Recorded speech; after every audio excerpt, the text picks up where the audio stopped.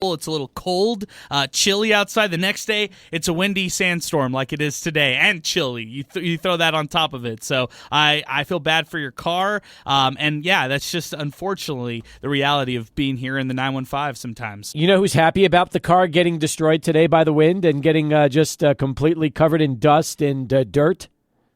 Who's that?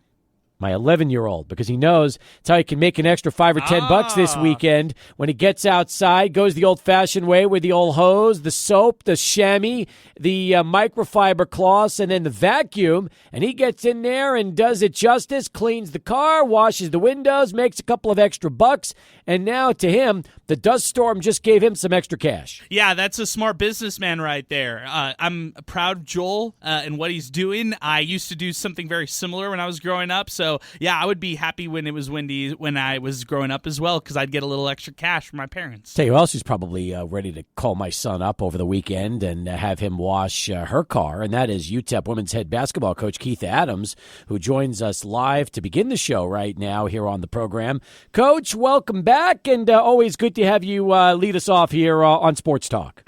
Well, hey, Steve, thanks for having me on. It's good to hear your voice, and I know that, let me just tell you, you're talking about this tough El Paso weather. This is nothing. I mean, a little sandstorm, a little wind, that's nothing. It's going to be maybe minus 6 degrees Saturday at the Kansas City Chiefs game, and snow, and a blizzard, and below zero temperatures. So you know what? We're warm down here. Things are good. It's all is in perspective where you're at. You're right. I mean, I'm looking. Okay, check this out. I'm looking at your old school. Okay, here's the weather at Wichita State University this weekend. Okay, Friday it's nice. It's windy and 22 degrees is the high. The low's 9. Saturday it cools down to 13 degrees, also windy. The low is 0. Sunday it's going to snow. The high is 3 degrees. The low is -4. And then on Monday, it warms up to 5 degrees with the low -5. So, listen, we're sweating down here. This is great. This is great. It puts it all in perspective. I understand. You know, it's funny, when I came on my interview here, was a really horrible windy day when I was going to leave. And everybody was so worried about what I was going to think. And I'm like, just a little bit of wind. I mean, I've seen tornadoes. Like, if this is the worst our weather is, no problem. No problem. So, yeah, it's all good. I believe it. I believe it. Yeah. So all when right. you start thinking it's cold, just look around. That's all you got to do. There you go. Meanwhile, while the weather has been not its usual self around here, but you said it best. It's better than it is in Kansas. Your team is starting to heat up a little bit, and I'm sure for you, timing is everything. I know the non-conference season was filled with some highs and some lows, and like everything else, it's a feeling out process. You're learning about your team. They're learning about you. You had a couple of months now to kind of get everybody on the same page together, and then you put together a convincing win against New Mexico State last Saturday afternoon for your alumni reunion game, and now you've got mental health awareness game coming up Saturday at 12:30 when you take on FIU at the Askin Center. Yes, it's been, since we've come back from Florida and since we had the break, I've kind of simplified some things and just looked back at what worked for us, what didn't, and picked some areas that I felt like we needed to really improve upon, and we've really honed in on those things. And it seems like I think we've made some positive steps forward. We needed to score more fast break points than we had been, and make people pay for double teaming us. And, somebody fouls you, you need to go up there and make your free throws and make them pay for it. We need to foul less and shoot more free throws than our opponents. I've been really on them about playing defense without fouling, just a lot of little things. But, this game Saturday is going to be a tough one. Florida International is really good. They've got a good group. They can score in several different players. they're a great rebounding team. I mean, the ball goes up, and they've got players that are pursuing the ball every time the ball is shot. So we're going to have to be really physical and do a good job of putting a body on somebody and boxing out, because they're really good at that. And then, we're going to have to take better care of the ball than what we did against New Mexico State. We turned it over a little too much. We're going to have to play really hard, and we're going to have to hit shots. And then I think the rebounding is going to be really, really big. We're going to have to do a great job. They got a nice team. They play New Mexico State here in 2 hours, so I'll watch that game, and then we'll tip it off at 12:30 on Saturday. Well, I know is this. When I watched your game against New Mexico State and saw the way your team played, I thought they were consistent. I thought that was important. I liked the way Jane was playing, and I thought Tack, Wilson, you got a nice balanced effort. You also had one of your players, is it Tensai? How do you pronounce her last name? Yeah, Yvonne Tensai. Tensai. She came off the bench and played nice. Yeah, she was 4 or 5 from the three and shot it well, and did what we recruited her for, and that definitely gave us an added presence out there from the perimeter, so that was really good. Yeah, you also rebounded them by a pretty good convincing margin, 27-16 on the glass, and you said it best. You want to break out more. You want to win the rebounding advantage. You want to do all the little things that you can, and just get better and better. I'm curious. When you were most successful at UTEP, you had teams that you could groom for years, and it was almost like you were able to get them from their freshman year to their senior year. You'd see their watch their progress, watch the way they get better and better. The game has changed, as you are probably as aware of as anybody. Now, you don't get that luxury as much anymore as you used to, thanks to the portal and the way that college basketball now has become so. I don't know. It's just so different than it used to be. And for you, does that change your coaching strategy, knowing that you might only get some of these players for a year or two before you have to look at other fits? Well, I tell you what it does is it makes your spring and summer be way different than it ever has been in the past. I mean, I can remember when I was a JUCO coach. We were waiting till we didn't know who our team was going to be till midsummer, because we were waiting on players that were Division I players but didn't get their scores and didn't qualify.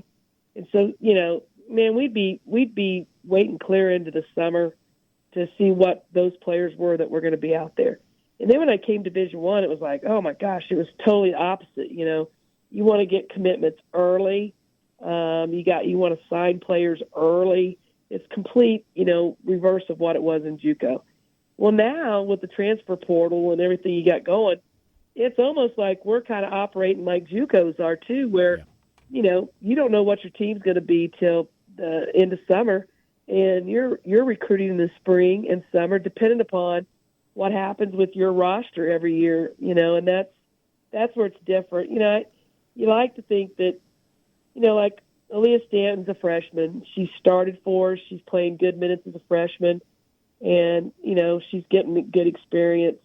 Dunia's getting good experience. Luisa's getting some experience. I'd like to get her a little bit more in there. You'd like to think that these young guys that are getting experience, that they're going to buy into what you're doing and that, they'll be here to flourish that. And, but you have no guarantee with any of it. You probably got to balance it out. You got to get some kids from the portal every year. I don't know that you want to rely everything on that, because that creates total chaos every year. But have some returners, have some portal kids, have some JUCO kids. I just think you got to do it in a melting pot way. That's my feeling. You put all your eggs in one basket. Sometimes that might work great, but I don't know. For me, I'm going to try to throw it up on the wall like spaghetti and get a mix from all of it. I still think we ought to recruit high school kids. I think that a lot of high school kids are getting looked over because people are going to the portal. They don't want to sign high school kids. There's some programs that are not. I guess for me, I'm going to try to do it in a mixed way and not just rely on one. And, Coach, it's real interesting because, to your point, you inherited some of the players from last year, and that's a recruitment effort in itself, like what you're seeing with Mari Petrie. And she's come along in these past couple games and has contributed to you all. What do you see from somebody like her, which your biggest thing for her, I mean, as an outsider, I'm looking at it, and I just see, hey, develop consistency going into Conference USA play and get that extended play time this year versus last season when she didn't see much. Yeah, she was out last year injured, and I think all the players that stayed. I mean, they've been great. I mean, their work ethic's been good. I think that they've been really good about accepting what we're doing and our players that we've brought in. They've been really good, and I've enjoyed them. Erin Wilson has been just a joy to coach because she just comes in every day with a hard hat on and goes to work. She brings you no issues, and she just comes in and gets after it. And, Adele, Mari, Erin, those guys have been great. Beyonce's come off of injury, so she's been a little up and down. And, we've had a couple others that's been in that boat, but we're getting healthier with them, and that's been good. But, I think that it's, we had a couple of players that, I mean, I wish we would have had 2 or 3 more that would have stayed, and I really tried to get them to stay. But, they were ready to move on, and I think that that's just part of the game, and you can't take it personal. You're going to sometimes not like the portal when you have somebody leave and you don't want them to, but you're going to like the portal when you can bring a player in like we did Jade. So, you just gotta just take the good with the bad with it. It's part of it, and I think as coaches, you just can't get your feelings hurt, because it's just part of it, and it's going to happen. Used to, if you had a lot of people leave, people be going red flag, what's wrong? Well, now there's nothing really wrong. Sometimes I think kids just want to go try something different, and they like being recruited. And there might not be a problem or any kind of issue, but they just want what's a new flavor. Yeah. And so it's very different times, but you got to take the good with the bad. Your team is 6-2 at home. You're taking on a 10-5 Florida international team. That's won 4 in a row. You talked about them earlier, and how good this team is, and really what to expect as they take the floor. At the same time, it is Mental Health Awareness Day, and we can't stress enough about mental health awareness because we see it everywhere, especially in college athletics. And this is a promotion that I know a lot of people are going to be paying pretty close attention to. Yes, absolutely. So I'm a very strong advocate in mental health. I can tell you that in my years of coaching, I've witnessed what mental health and people getting help and getting counseling and working through some of their challenges. I've seen what that can do in a positive way. And one of the things that I tell our players, is that, hey, there's apps. You go your whole life. There's going to be some times in your life that you're going to turn and need some advice, and you're going to turn and need some advice. And there's not a thing wrong with it. You go to the doctor when you sprain your ankle. You go to the doctor when you're sick. If you're struggling, mentally, fighting depression, or maybe you've had something happen to you that you've had trauma. I've coached a few people that, guess what, had some things happen to them when they were young and suffered trauma, and they needed trauma therapy and treatment. And there's not a thing wrong with it. You go to the doctor when you got a problem with your knee, and if there's some of these other things you have, it's the same thing. And so I always encourage our players that if anybody's struggling or fighting something, it's okay to turn to a counselor and to get some help and get advice. I think most people feel better once they've talked to someone and they get things off their chest. You usually feel better after you do that. And you might have some things that you're dealing with that you don't even understand why, and that's where the professional folks can help you through it. So I'm definitely an advocate for it, and we encourage our players if they need it.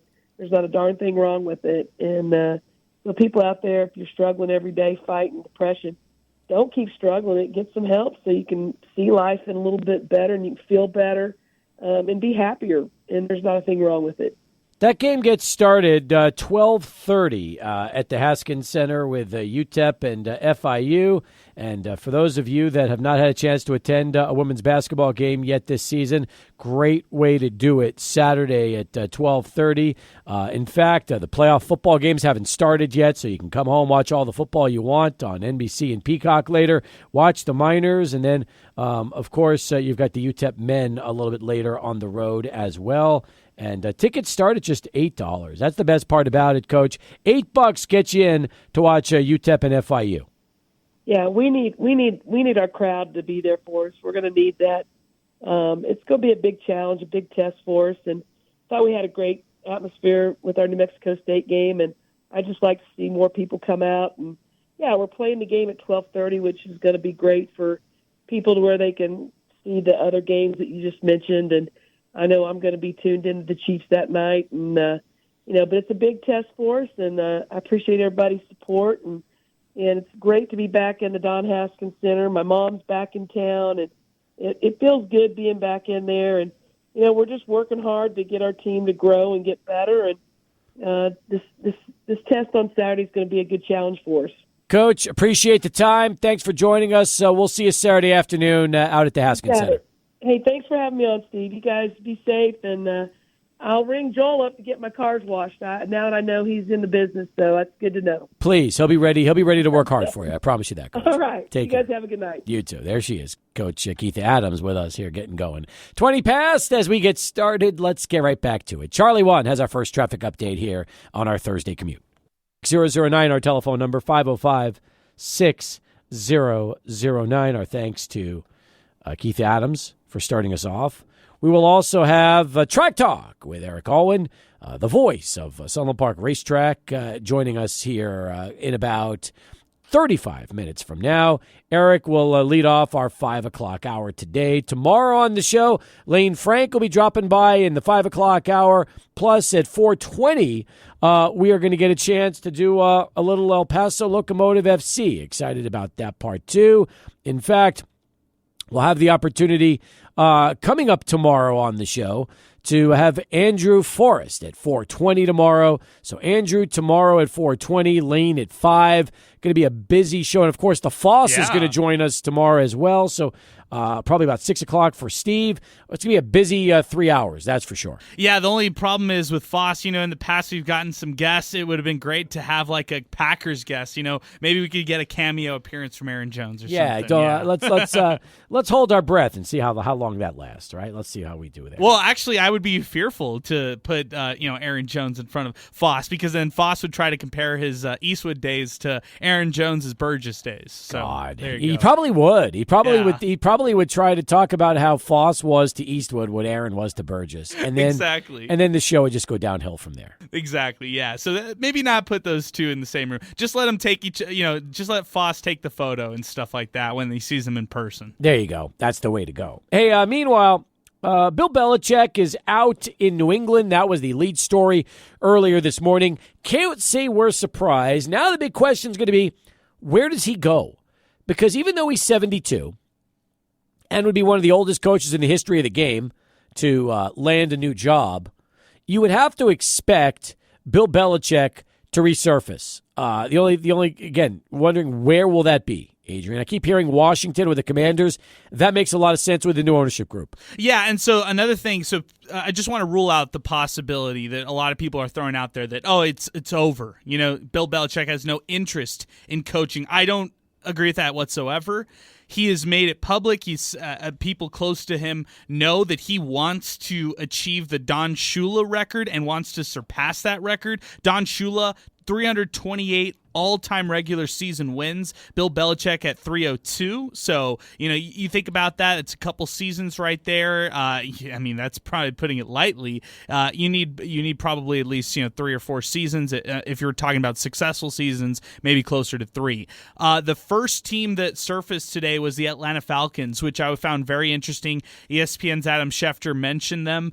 They obviously fired their head coach, Arthur Smith, after a failed experiment. They have their own issues at quarterback, so I don't know how that would work right there. Defensively, they've got some pieces. Offensively, I like Bijan Robinson. Drake London had some flashing moments this year, but they seem far from being a contender compared to a team like the Chargers, where they could offer him, hey, Justin Herbert right here. They can offer him things like that. You mentioned the Commanders. I think they even have a better roster, especially you look in that offense, than the Atlanta Falcons at this point right now. So the landing spots are all there. I expect every team who has an opening to go after Bill Belichick. Is there a team in the playoffs right now that could hire Bill Belichick eventually? And I'm talking about the Dallas Cowboys or the Philadelphia Eagles. Could those teams, if they're not happy the way the first round goes here in the wild card round, make a coaching change and then pursue Bill Belichick? Interesting. I mean, I guess it's possible. It really is, especially with the Eagles. If they bow, imagine if the Eagles lose to Tampa in the playoffs. That could be the end of Sirianni. He might be done.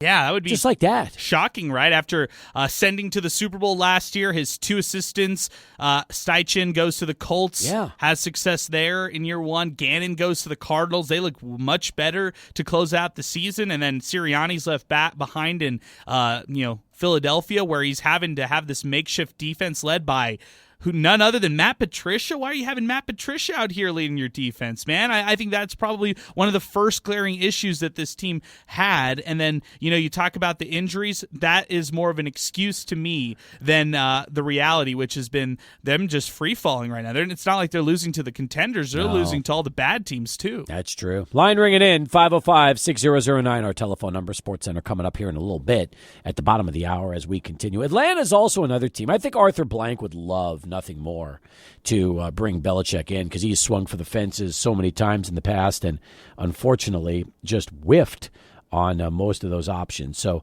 that would also make sense. And you start to think about the jobs he would consider. That I'm so interested in, to see where Belichick would actually at this point think about going. I mean, and it's a short list. And by the way, Arthur Blank, I'm sure he would love it, because Blank doesn't get involved. He just lets his coach run the show. You think? Well, that's what they say, that Arthur Blank doesn't meddle in day-to-day operation. I don't know, man. He seems like a meddler. He does. And he's an older owner, so it's like, why are you the one who's trying to talk? It was their previous coaching staff under Dan Quinn where Arthur Blank apparently meddled big time with him. So I know that was frustrating for Dan Quinn when he was previously with the Falcons. So I'd be a little concerned, as far as an owner goes. Yeah, I would be concerned with that one. Let me go back to Adrian right now. He's got a SportsCenter update, bottom of the hour here, and we'll come back with more in a moment. We'll speculate some more on Belichick as we continue. Thank you very much. 33 now past the hour as we continue here on the program. 505-6009. That is our telephone number, 505-6009. Get you right on in and through to Sports Talk if you would like to speculate on Bill Belichick, the hoodie. Where does he go? Other possible fits. I don't know if the Chargers really make a lot of sense. The thing about the Chargers is what's interesting is, they're kind of a mess too. I don't know if the Spanos family would want to give Belichick the control he needs, but at least that's a team that can win. That's something interesting. The Seahawks might be the best team winning-wise that he could jump on from all these groups. I mean, you look at this. Commanders, Titans, Seahawks, Chargers, Raiders, Panthers, Falcons. I think of all those teams, Seahawks might be the best one of the group for Belichick if he was to even get that shot. Yeah, I think that's a really good point. Talk about the irony, right? Plays in one of the most, I guess, kind of memorable Super Bowls that you could think of over the last 2 decades. Seahawks Patriots, and it was the final play. You know the Richard Sherman face, and it's because Malcolm Butler intercepted the pass from Russell Wilson. Should have just handed the ball off right there. Instead, they threw the pass. It was an interception in the back of the end zone, and Bill Belichick had another Super Bowl ring. So how crazy would it be if after snatching a Super Bowl from the Seattle Seahawks, he ends up coaching them? That would be crazy. It really would be crazy. If that was to even, could even happen, that would be kind of wild when you think about it. Now, if there was ever a team that you could say, it will not happen and he's not going to go, let's at least just get this out of the way. You will never see Bill Belichick with the Jets. Right. Remember, he took the Jets for one day, and then he left and quit and became the head coach of the Patriots. So, that's kind of an interesting storyline there, too.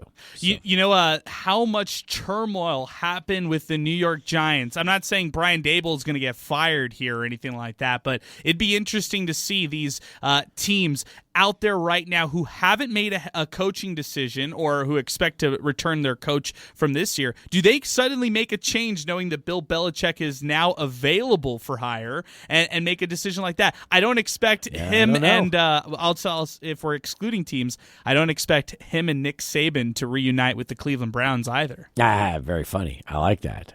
So, but the interesting thing is this: Nick Saban's done. He's Belichick. They're the same age, and Belichick still wants to go because he wants Shula's record. Yes, I don't blame him. You're that close. I don't blame you not wanting to try to get that mark in the next 2 years. Right, and he's cared about legacy. He's talked about this in the past. He loves the NFL. He loves the history of the NFL as well. And so the one thing that you can knock Bill Belichick on is, unlike Nick Saban, his close friend, Bill Belichick struggled with adapting to the NFL in the recent years. He struggled with drafting the right guys. Player personnel decisions really hurt him.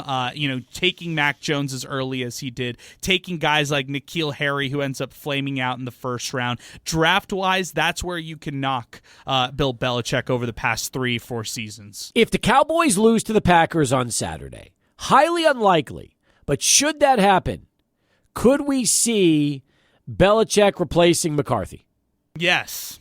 Simply put, yes. I think so. That's the splash guy that Jerry Jones would want, right? The only thing that makes sense. And if you could hire Bill Parcells years ago and make that relationship work for the few years they were together, why couldn't you? I mean, listen, if Belichick was to ever take over a team that was built to go deep in and try to win a Super Bowl, that's the team to do it, assuming that the Cowboys peter out again in the postseason and have an early flame out, which I don't think is going to happen, but you never know. And to watch somebody like Bill Belichick, who coached the best defensive player who ever walked this earth, and Lawrence Taylor, end up working with Micah Parsons, one of the premier pass rushers of today's game, I love it. I love that mark right there. You could say Bill Belichick's coached the greatest defensive player ever and the greatest offensive player ever. No doubt about it. It's crazy, but that is absolutely a fair and accurate assessment. Now, he didn't coach LT as head coach. He was working under Parcells, but he was still the DC for the Giants in the 80s during all those glory years when he turned Lawrence Taylor into a sack machine.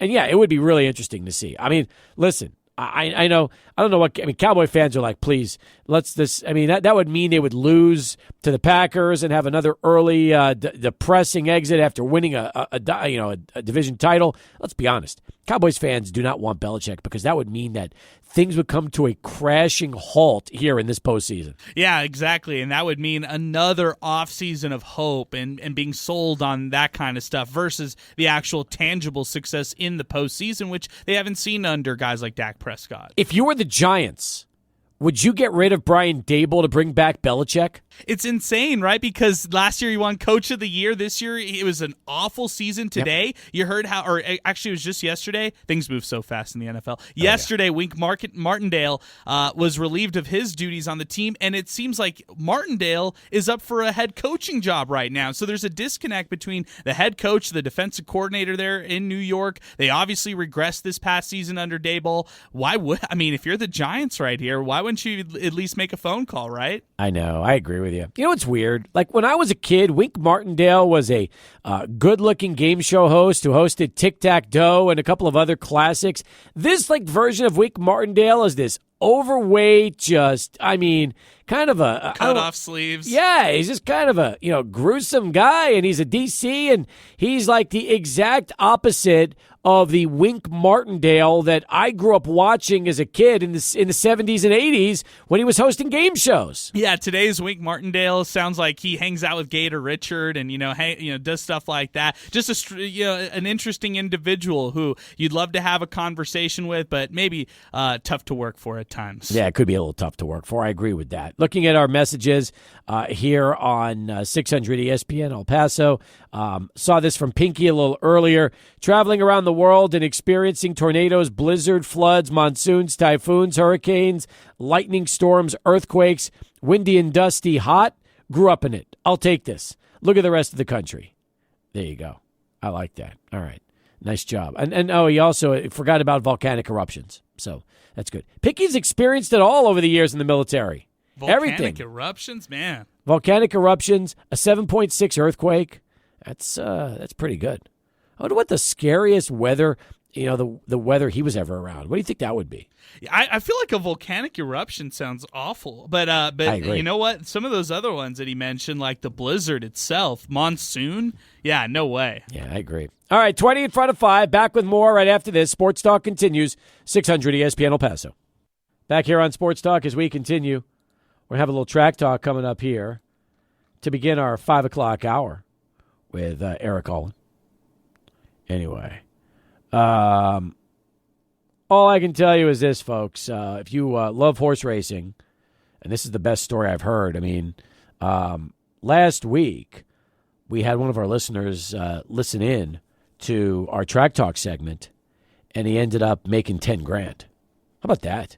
Won $10,000 after listening to the segment. Alberto over here was telling me about this story. I couldn't believe it, and it's got me thinking, Steve, do we got to start playing the ponies? Do I need to start hitting up Eric Alwyn, also my guy Felix Chavez, and getting their best ideas, best thoughts for the upcoming weekends? I think we might need to do this as a collective. Imagine all the upgrades we can make to the studio if we just had like a studio betting budget on this.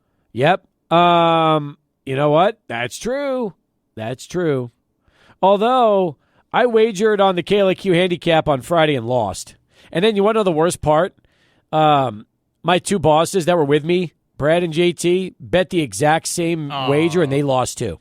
Bummer. Yeah, that's no fun. At least it's cool when you spread it out, and so at least one bet wins. But yeah, that's tough right there. Yeah, good point. Good point. All right, 49 past the hour. 505-6009. That's our telephone number as we continue here on the show. 505-6009. This happened yesterday, and probably should mention this to UTEP football fans, but the Miners landed another transfer portal player, and this time they were able to get Dylan Brown Turner, a former Florida State linebacker. Now, this was interesting. He was at South Oak Cliff High School, 3-star prospect, goes to Florida State, and now is a Miner. So, seems like UTEP is getting their share of guys from the portal. Right. Now they've started to flip the page over from the priority, which was the early signing period, to just get bodies. It was FCS transfers from Austin Peay. It was some guys from junior colleges and high school guys. That was pretty much their entire early signing class. So you talk about this guy who came in yesterday. This is a plug-and-play guy from Florida State. This is somebody who can play immediately for them. And if they do run with the defense that they did at Austin Peay, linebackers are going to be subbed in and out all the time. Unlike this previous regime, they had maybe 2 mainstay linebackers, a third if they threw him in the mix, and that was pretty much it. It was Tyrese Knight, James Neal. That was it. And both those guys are gone. So you're having to replace your linebacker group, and that is really important for this team. Also, they added a Tulsa linebacker in Dorian Hopkins. So they are adding guys left and right. Yesman Green is coming from Jacksonville State as well. So some FBS Division I transfers coming into the mix, along with Dylan Williams. He's coming from North Texas, a safety. So now they're really starting to capitalize on the FBS transfers here in the transfer portal. What I'm interested is this. Dylan Brown Turner did not play as a true freshman at Florida State.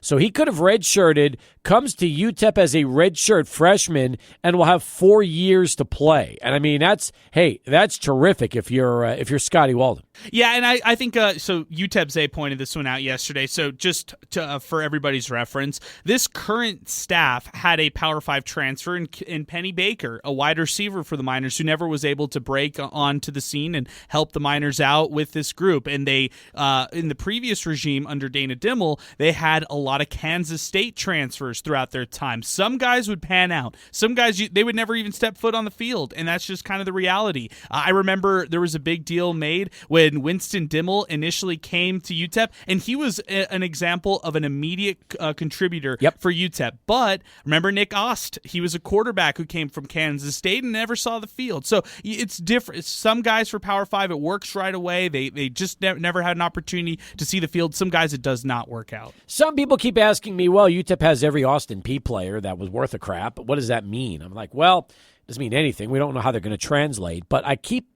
want to keep pointing this out because I think it's important, okay? Jacksonville State had no expectations this year coming over from FCS to playing in Conference USA.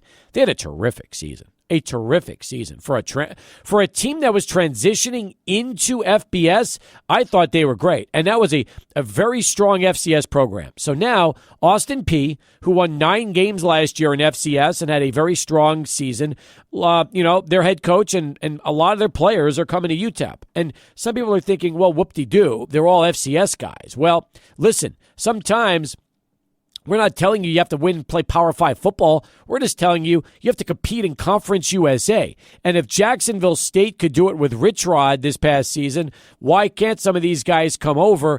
And I'm not talking about, beating Nebraska and beating Tennessee and beating Colorado State, but hey, why can't you go and play well against Sam Houston and play well against Middle and play well against Louisiana Tech?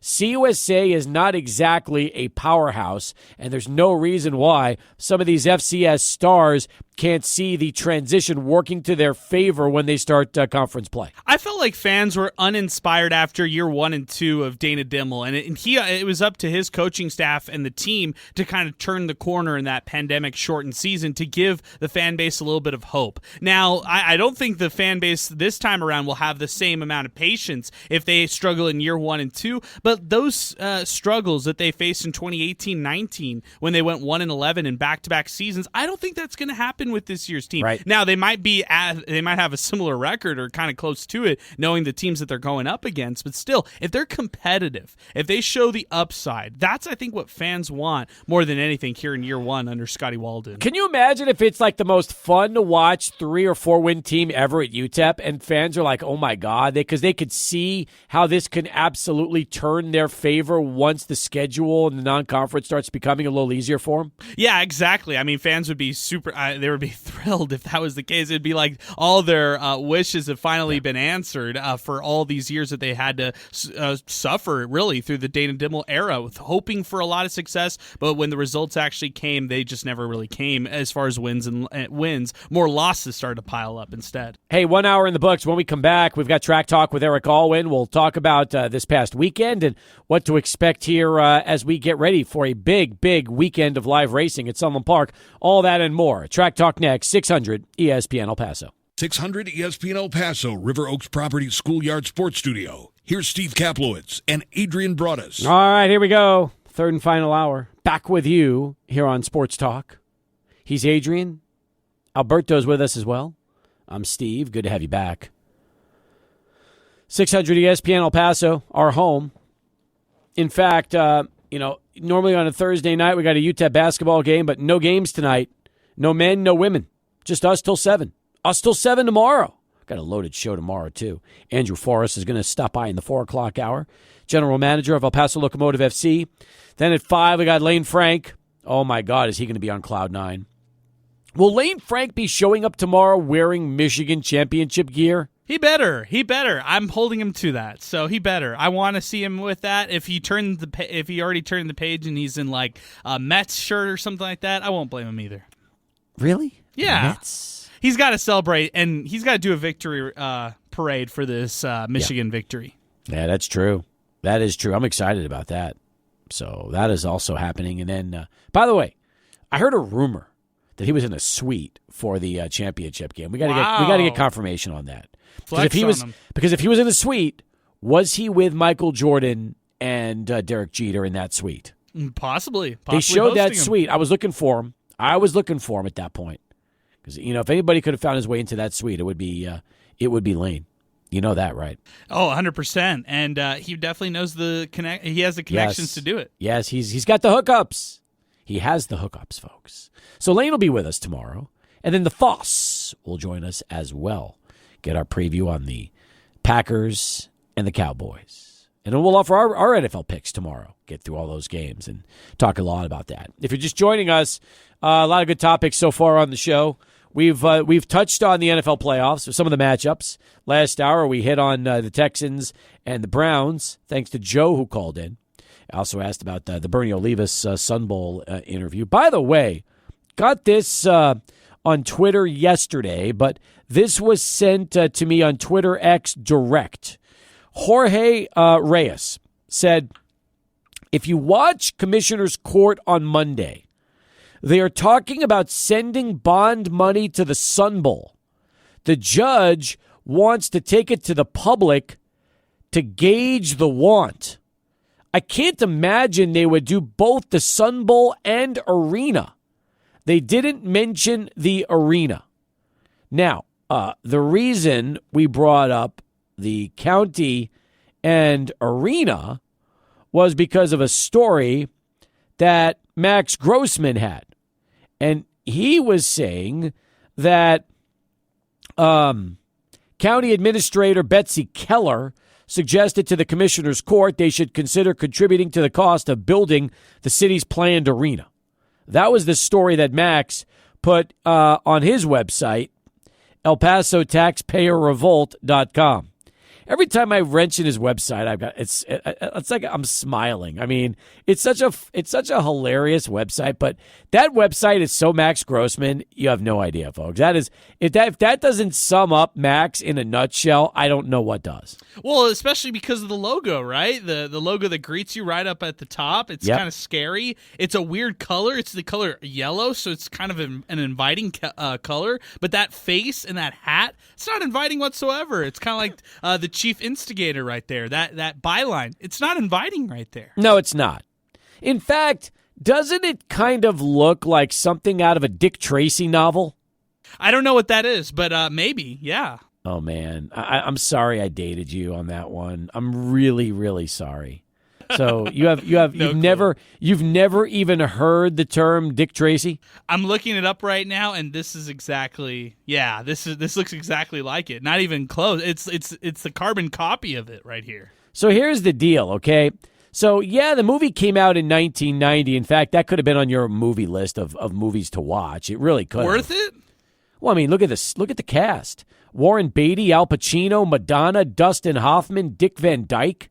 All in the same movie? Worth it. Yeah, worth it. But I mean, but when I think about Dick Tracy, he was a 1930s American comic strip. He was like a tough, intelligent police detective. That was the Dick Tracy that they based the movie off of. They based it off the 1930s comic strip. So I apologize when I threw the Dick Tracy reference to you, and you had to like do a little Google searching. But this is exactly it, right? Like this is the logo itself right there. They just took the face off it and I think so put too. it on the El Paso Taxpayer Revolt page. He kind of made it. Yeah, he did take a. When next time we get Max back on the show, and it needs to be soon, we need to ask him about if he ripped off Dick Tracy for his website. Yeah, I like that. Really this. needs to be the question. Maybe he will tell us that he's a big Dick Tracy fan and collects comic books. Could be. You never know. He's a historian, right? He's a history teacher at UTEP. He's a professor. That's right. So let's work on booking Max next week on the show. Let's do it. We haven't had Max in a long time. We need to do that. Friend of the program? Question mark. Listen, I was in Rome this summer, and Max took 2 hours out of his day and gave me and my son a tour of all of the ancient ruins, and he answered about 50 questions, rapid fire, that my 11-year-old was throwing at him in succession during that tour. To me, yeah, that makes you a friend of the program. And when you do that, and like you go above and beyond out in Rome, Italy, for us, yeah, I'll be okay with that. Steve, nice. I took his class. That man can talk, huh? Yes, he can. Yes, he can, especially about Roman architecture. Did he get you out to Rome with him for a semester? No, he tried to sell me the class, but no, I took a better class, honestly. I took a special topics in art history, El Paso architecture, 1600 to 1945. So he got us in the summer, and for 3 weeks, we walked around El Paso. We started at San Eli, and then we went to downtown, and he would just talk for hours. It was amazing, and I recommend that class to everybody. He is the most knowledgeable man on you're going to say on Earth. Paso. I know you're going to. Yeah, I was saying on Earth, but it's like yes, in El Paso, El Paso. The most knowledgeable man on Earth. Listen, the truth is this, okay? When he's not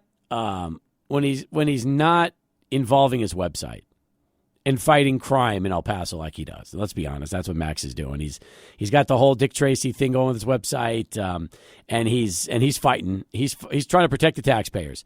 When he just has his day job, yeah, Max knows a ton about the history. I think he just eats that stuff up. So that's his passion. Respect. Yeah, absolutely.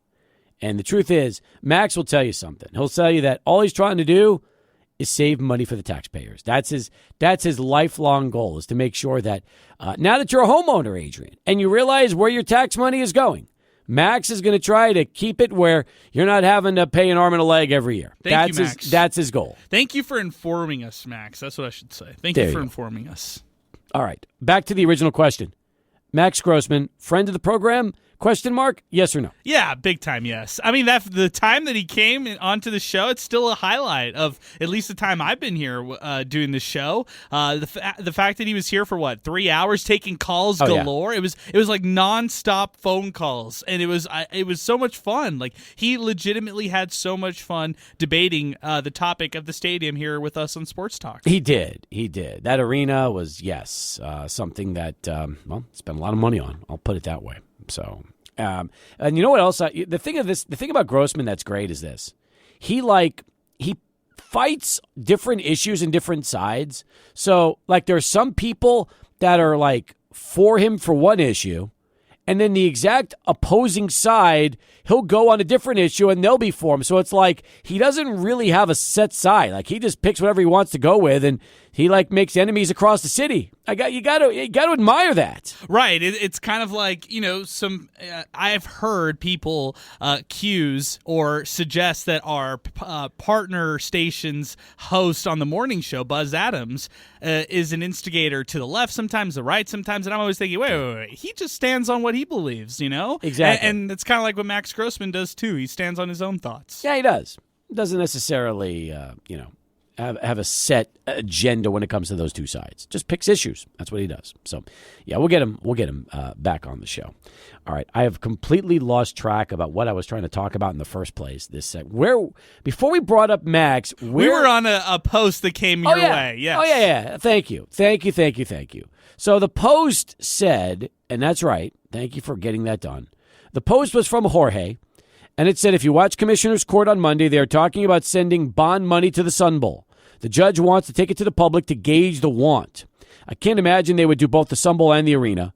They did not mention the arena. Now, let's get back to Jorge's original message on social.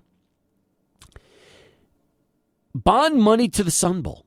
How do you think El Paso would react to that? Because let's think about this for a second, okay?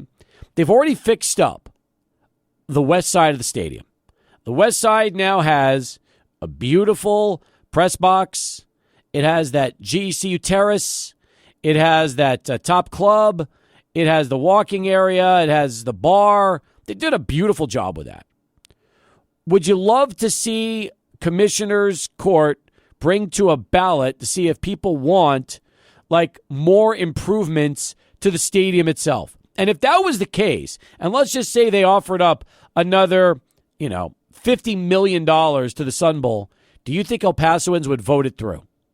That's a great question because, and I think they might not, Steve, just to be honest with you, because they would just associate it with football. And to those people, I would say, look, there's so much more that goes on in the Sun Bowl than just football, specifically UTEP. There's concerts that go on, the Monster Truck Jam. That's right. People who go to the Monster Truck shows probably never go to some of those football games. Some of those people who attend that, they've never gone to a football game in the past, but they still get to reap the benefits of going to the Sun Bowl. So to everybody who gets a chance to go to the Sun Bowl for whatever reason, graduation, whatever reason it is, I feel like people should understand the value in improving it and adding new things to the Sun Bowl. When we spoke to Dr. Heather Wilson during the UTEP volleyball run at Memorial Gym, she told us point blank, she's trying to book the Sun Bowl for more concerts than it's ever been booked before. Like, she doesn't want to just book the Haskins Center. She wants to make sure that the football stadium can be a regular venue for the biggest shows she can get. And I'm sure the more money they put into it, the more attractive the stadium is. Yeah, that's a great initiative and a great goal to set right there for your university because they do. I mean, think about it. Like when they brought Guns N' Roses, how big of a concert that was. I mean, you don't even have to talk rock. You could talk pop music like One Direction and how big of a concert that was, a couple of years ago. Whatever it was, regardless, Sun Bowl's brought some incredible events over the years. One Direction was like 12 years ago. It felt like 12 years ago, right? Yeah. You were Yeah, I was in high school. Yeah, it feels like a couple of years ago. I remember that because it was on a Friday night during high school football season. Gosh, yeah, that was terrible. As far as traffic goes. Would you add seats to the south end of the Sun Bowl Stadium? Would you put seats in that end zone where right now all it is that green El Paso, Texas, and perhaps throw another 10,000 seats in there and make it a full bowl of seated areas? If I had a priority list, I would go lighting before I would go that, and I might even go as far as to say a second scoreboard. The way that SoFi has, the way that Allegiant has, more of the kind of innovative ones that you could put on the north end of the Sun Bowl to mock the other side of it. Where would you put it, though? Because, I mean, you already have the Larry K. Durham Center area, so where would it possibly go? Above it? So it wouldn't necessarily be like your traditional ones. It would be kind of your more digital-like screens, more of those type of screens versus a traditional Jumbotron, kind of like they have at other ones. And what you could do there is put scores. You could put different sponsorships there and their logos and banners and stuff like that. You see those at the end zones, and you see those at the bottoms of the stadium right now. You could do that across the stadium and make it look real modern as well. What if they ripped out the benches and just put plastic seats everywhere? And then, of course, you've got the padded seats already, but that was the big renovation. The renovation is goodbye benches, hello seats. I would be for that, too. I think that would be above my priority list versus adding more seats on the south side. What do you think about the lighting aspect? Like, actually it needs to be. They need LEDs. Yeah. I wish, and I'll tell you this much, too. If the county's going to go there, Just knock out the Haskins Center while you're doing the Sun Bowl, and let's just get LEDs across the board. Because truth is, there's no reason why lighting shouldn't be able to have the ability to flicker on and off after touchdowns and not feel like you're shutting the whole stadium down for 15 minutes before you can turn it back on again. Yeah, I'm an outsider, but I would think that's a selling point to getting more concerts, right? Because if you're able to mess with the lightings like that, that would actually be a really good thing for most of these tours to realize, hey, the Don Haskins or the Sun Bowl, they do have the capability to host what we want. You're right. All right, more coming up as we continue here on Sports Talk. Hey, we're just spitballing right now, but let me ask you this, folks. Okay, we've got 40 minutes left to go in the show. I don't care if you call, get us on Twitter and X or the app. three ways to do it. But here's the question. If you had your priority Sun Bowl list, what's the one thing you would want to see improve for the Sun Bowl Stadium right now? Give us your number one improvement for the Sun Bowl Stadium, okay? And then we'll try to price it out based on what you say it is. 505-6009. Let's keep things moving as Sports Talk continues. Here he is, Charlie 1, 600 ESPN El Paso. Steve, in El Paso Metroplex, we have a few trouble spots, but the main thing is we still have the rainy conditions. Not heavy rain, but light rain, enough to make the road slick.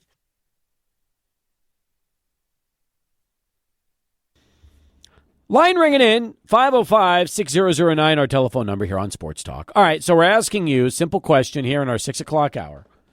You can make one improvement to the Sun Bowl Stadium. What would that be? Tell us. We'll try to price it out once you give us the lowdown.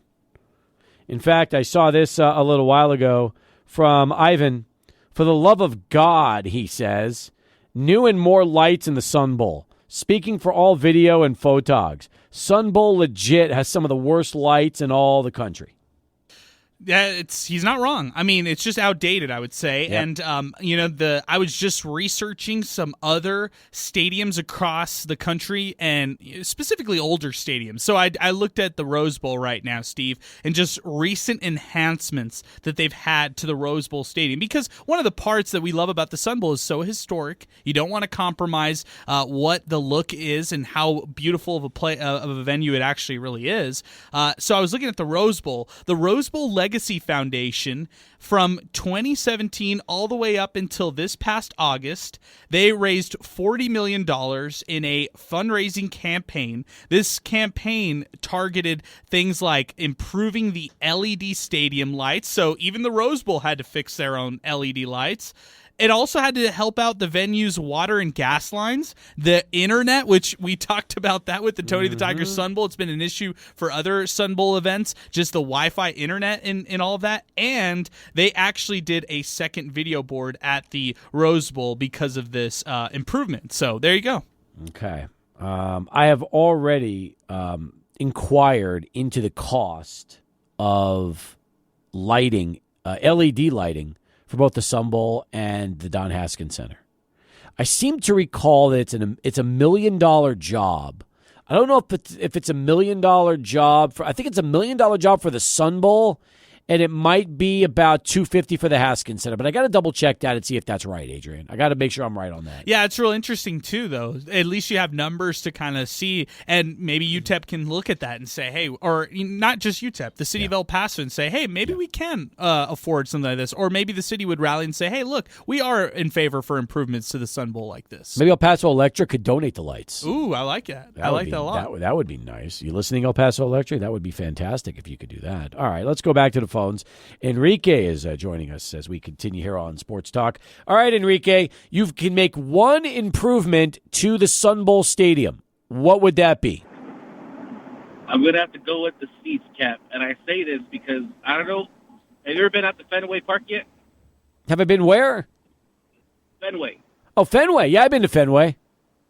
I don't know why, but this last game at the Sun Bowl I was at, it felt like I was sitting in Fenway seats butt to butt. My butt was hanging out off the seat. I usually sit on the edge. I think this one improvement would be good, just, improving the seats.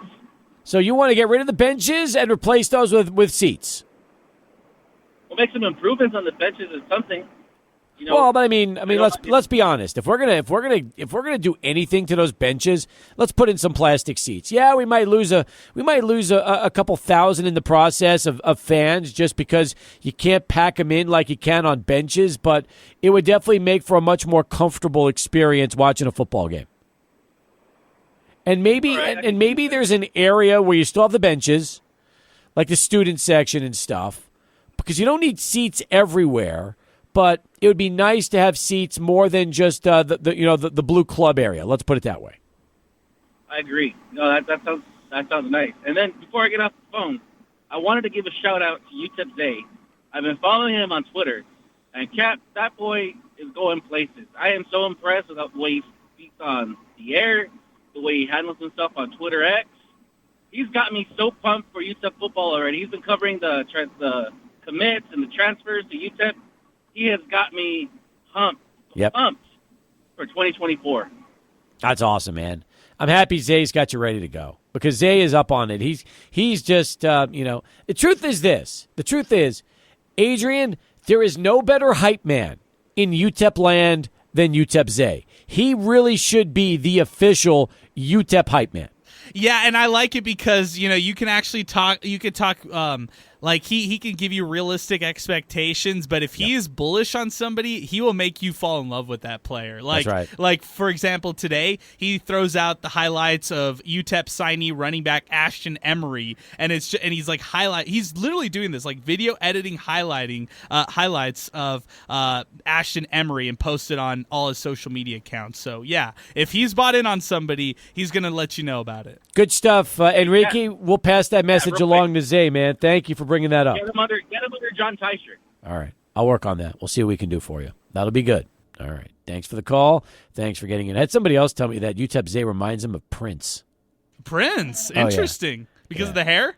Yeah, the hair and the look. He cut his hair recently. He cut his hair recently? Yes. He's now short hair. Really? Yes. Oh, wow. Yeah. When he grew that hair out and he had that little mustache going, he did kind of remind me of Prince. Yeah, I like the comparison. I thought the hair was, one of his mainstays. Yeah. He always told us that he likes to grow it throughout the whole school year, but he actually cut it recently. So he changed his look a little bit, and he's in track. So we got to maybe attend a little Chapin track meet here soon enough. And root him on. That's right. That's right. Before we get to Sports Center, let's go to Jim. He joins us next on the show. Jim, one improvement for the Sun Bowl Stadium, what would it be and why? Steve, I'm going to offer one improvement, kind of way out there, but I think if we're going to do something, let's do something big. Let's enclose the Sun Bowl. Let's make it into a dome. So you want to put a top on that thing, and you want to now realize this though. And here's the question, okay? The reason everybody loves the Sun Bowl is the view. So if you do that and you dome it, do you make the dome like a clear see-through so that way you don't lose the view? Because that has always been what many fans have said and many outsiders have said is what makes the Sun Bowl so special, the view you get. I hadn't thought about that, but that would be a good idea. Yeah, let's be able to keep that view because I have not considered that. But I am considering our string of 100-degree days in the summer, and that would help us have some concerts. That would make a nice venue if we were going to, say, host an NCAA regional. Yeah. We've got a big stadium to play in. No knock on the Haskins Center, but that's what they're looking for now. Okay, I got a better question for you. I don't know if this is doable. Yeah. I don't know if this is doable, but what if it's a retractable roof? So that way, if you need to, you keep it open, but if it's time to close it, then it closes up. Everybody else, like Phoenix has a retractable. They do. Houston's is retractable. Yeah. I don't know about the others, but I know there's more than just those two. So, hey, why not? All right. I like it. Jim, you're right. If we're going to do it, let's do it. Let's go big. Let's go big. Yep. I like that. All right. Good job, Jim. Appreciate the call. Thanks for suggesting with us. We appreciate that.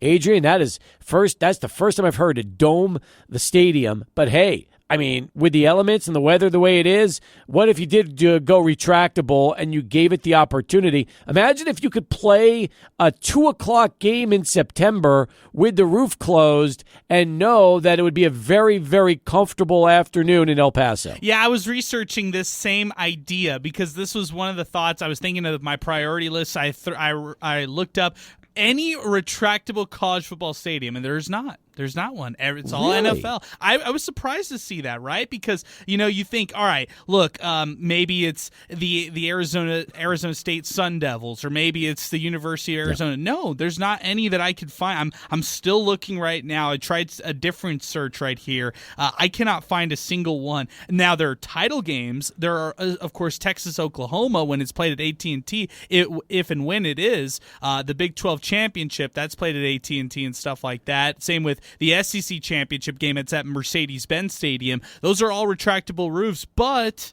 they're NFL stadiums. Yeah, it's an interesting question Jim brings up. It really is. All right. I appreciate that, Jim. Thank you. We'll keep things moving in a moment, but first, let's get right back to Adrian. 34 past, a little bit past the bottom of the hour. Here he is. He's got a Sports Center update for us.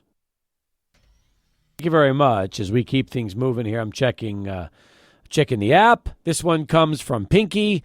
Sun Bowl improvement number 1, cellular telephone service and internet access with digital tickets easier. Let me read that again.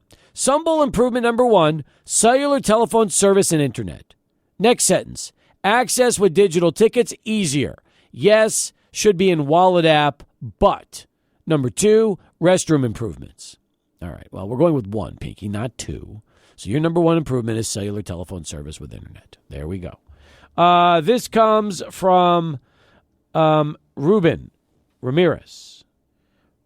For once, talking to Ivan, you're speaking my line as well. That new turf absorbs the lights and has made it darker. Plus, those darn advertising billboards on the field just blow everything up. And those 1910 lights blow. Hashtag new lighting. Hashtag pronto. Okay. That's from Ruben. This is from Jorge Reyes. Priority number 1 would be public Wi-Fi at the Sun Bowl. Jim Center said it would cost $1 million. This would help with getting more students to games. Can you imagine trying to tell millennials and Gen Z they will be without Wi-Fi for 3 hours? Yeah, you tell me as a millennial media member, and I'm going crazy, so yeah. Interesting. Esteban. The Sun Bowl is a historic facility. Leave it as is. It is also landlocked. The Texas Historical Preservation Office would need to approve any modifications. Hey, Max Grossman would get involved. Goody. I like that. He's not a fan of change. No, he's not. Good job, Esteban. I was hoping Esteban had a suggestion for the Sun Bowl, but he doesn't. He just points out that, it's a historic facility. So leave it alone. Hey, listen, my idea was retractable roof. That way, the thing could open or close depending on what you needed to do with it.